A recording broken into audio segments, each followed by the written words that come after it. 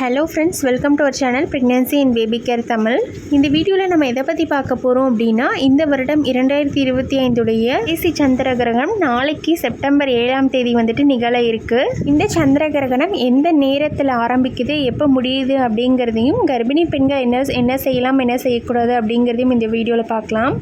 இந்த சந்திர கிரகணம் நம்மளுடைய இந்தியாவில் தெரியுமா அப்படிங்கிறதையும் இந்த வீடியோவில் பார்க்கலாம். வீடியோ ஃபுல்லாக ஸ்கிப் பண்ணாமல் பாருங்கள், அப்போ தான் நான் என்ன சொல்ல வரேன் அப்படிங்கிறது உங்களுக்கு புரியும். நம்ம சேனல் இப்போ தான் ஃபஸ்ட் டைம் பார்க்குறீங்க அப்படின்னா மறக்காமல் சப்ஸ்கிரைப் பண்ணிட்டு பாருங்கள், அப்போ தான் நான் போடுற வீடியோஸ்லாம் உங்களுக்கு நோட்டிஃபிகேஷனில் வரும். இந்த செப்டம்பர் மாதத்தில் 2 கிரகணங்கள் ஏற்பட இருக்குது. இப்போ முதல்ல வரக்கூடியது என்னென்னு பார்த்தீங்கன்னா சந்திர கிரகணம். இந்த வருடத்துடைய கடைசி சந்திர கிரகணம் இது. கிரகணம் நிகழும் பொழுது கர்ப்பிணி பெண்கள், வயதானவர்கள், குழந்தைகள், நோயாளிகள் எல்லாருமே ரொம்ப பாதுகாப்பாக இருக்கணும். முக்கியமாக கர்ப்பிணி பெண்கள் பாதுகாப்பாக இருக்கணும். ஏன் அப்படின்னா கிரகண நேரத்தப்போ கதிர்வீச்சோட தாக்கமும் எதிர்மறை ஆற்றலும் அதிகமாக இருக்கும். அதாவது ரேடியேஷனோட தாக்கமும் நெகட்டிவ் எனர்ஜியும் அதிகமாக இருக்கும். அதனால தான் இருக்கிறது நல்லது. இந்த சந்திர கிரகணம் எந்த நேரத்தில் ஆரம்பிக்குது அப்படின்னு பார்த்தீங்கன்னா, செப்டம்பர் 7ஆம் தேதி ஞாயிற்றுக்கிழமை இரவு 9:58 தொடங்கி அடுத்த நாள் செப்டம்பர் 8ஆம் தேதி நள்ளிரவு 1:26 வரை இந்த சந்திர கிரகணம் நிகழும். கிரகணம் நிகழும் பொழுது கர்ப்பிணி பெண்கள், வயதானவர்கள், குழந்தைகள், நோயாளிகள் எல்லாருமே கொஞ்சம் சேஃப்டியாக இருக்கணும். முக்கியமாக கர்ப்பிணி பெண்கள் கொஞ்சம் சேஃப்டியாக இருக்கணும். கர்ப்பிணி பெண்கள் கிரகணம் நிகழும் பொழுது என்னெல்லாம் செய்யக்கூடாது அப்படின்னு பார்த்தீங்கன்னா, முதல்ல வெளியே போகிறத அவாய்ட் பண்ணிக்கணும். கிரகணம் நிகழும்போது வெளியே எங்கேயும் போகாதீங்க. லாங் ட்ராவல்லாம் அவாய்ட் பண்ணிக்கிறது நல்லது. ஏதாவது எமர்ஜென்சி சுச்சுவேஷன், டெலிவரி பெயின் அந்த மாதிரி ஏதாவது வலி அந்த மாதிரி இருந்துச்சுன்னா நீங்கள் தாராளமாக போய்க்கலாம். மித்தபடி அவாய்ட் பண்ணிக்கோங்க. ஏன் அப்படின்னா நான் சொன்ன மாதிரி நெகட்டிவ் எதிர்மறை ஆற்றலும் கதிர்வீச்சினோட தாக்கமும் அதிகமாக இருக்கும் கிரகண நேரத்தப்போ. அதனால தான் வெளியே போகக்கூடாது. ஏதாவது எமர்ஜென்சி சுச்சுவேஷன் அப்படின்னா போய்க்கலாம், பிரச்சனை இல்லை. அடுத்து கர்ப்பிணி பெண்கள் கூர்மையான பொருட்கள்லாம் கிரகண நேரத்தப்போ யூஸ் பண்ணாதீங்க. கத்தி, கத்திரிக்கோள், ஊசியில் நூல் கோக்கிறது, அப்புறம் மிஷினில் தைக்கிறது, இந்த மாதிரி ஒர்க்கெல்லாம் அந்த கிரகண நேரத்தப்போ மட்டும் மேக்ஸிமம் அவாய்ட் பண்ணிக்கோங்க. அடுத்து ஏதோ ஹெவியான ஒர்க்கெல்லாம் செய்யாதீங்க. வெயிட்டு தூக்கிறது, ஒரு பொருளை இந்த பக்கத்துலேருந்து அந்த பக்கம் நகர்த்தி வைக்கிறது, இந்த மாதிரிலாம் செய்யாதீங்க.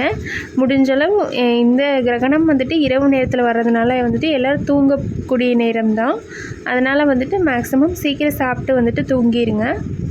அடுத்து என்ன செய்யக்கூடாது அப்படின்னு பார்த்தீங்கன்னா, நீங்கள் சாப்பிடும்போது எளிமையாக ஈஸியாக ஜீரணமாகக்கூடிய உணவுகளாக எடுத்துக்கோங்க. லைட்டான ஃபுட்ஸாக எடுத்துக்கோங்க.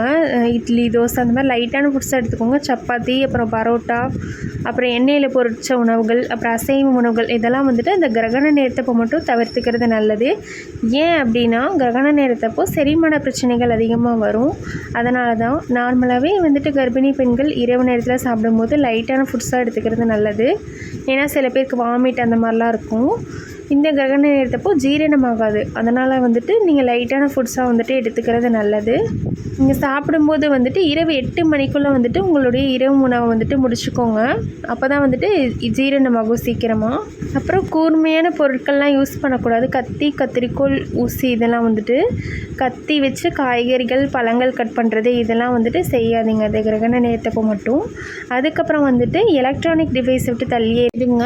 முக்கியமாக மொபைல் ஃபோன் விட்டு தள்ளிடுங்க. ஏன் அப்படின்னா கிரகண நேரத்தப்போ கதிர்வீச்சோட தாக்கம் அதிகமாக இருக்கும். அதனால் மொபைல் ஃபோன் விட்டு தள்ளியே இருங்க. இந்த சந்திர கிரகணம் இரவு நேரத்தில் வரதுனால நம்மளுடைய இந்தியாவில் தெரியும். அதனால் இந்த கிரகணத்தை பார்க்க முடியும் இந்தியாவிலேருந்து. இந்த விஷயங்கள்லாம் சயின்டிஃபிக்கலி ப்ரூவ் ஆகலை, அதாவது அறிவியல் ரீதியாக ப்ரூவ் ஆகலை. இருந்தாலும் நம்மளுடைய முன்னோர்கள், பாட்டி இவங்கெல்லாம் சொல்லியிருப்பாங்க, கிரகண நேரத்தப்போ கர்ப்பிணி பெண்கள் இதெல்லாம் செய்யக்கூடாது அப்படின்னு சொல்லியிருப்பாங்க. இதெல்லாம் நம்மளுடைய ஒரு நம்பிக்கைக்காக தான். மித்தபடி ஒன்றும் இல்லை.